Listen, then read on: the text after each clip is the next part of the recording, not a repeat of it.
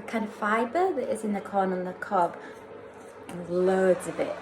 But you can actually make candlewick out of that, so I'm going to show you how. Now you can see here that some of it is fresh because the outer casing on the corn on the cob was green, and some of the fibres inside are still fresh and soft. And you can see some here that have been sticking out the top that have got dried with the air. So this is the state that you want them to get into for making the wick. But it's quite useful if you can get them straight before they dry. So I'm going to show you what I do next. So if you just try and comb through the fresh ones while they're still soft and pull out any bits. It's a bit like carding fleece for felting, so you just want to try and get all of these fibres in as straight a line as possible while they're fresh. It'll be much easier than when they're dried and knotted up like that. But it's still not impossible to make a candle wick with the dried one.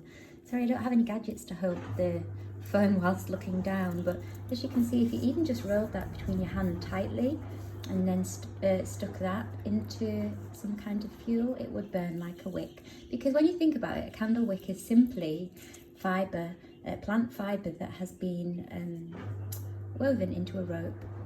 So normally it's cotton when we buy them from the shops, but obviously we've got lots of fibre alternatives in the UK, plant fibres that can be equally rolled and dried and used as candle wick. Nettle stem is one of them, but yeah, I'm just showing you the corn on the cob stem, so I'll just switch off and try and do something with this.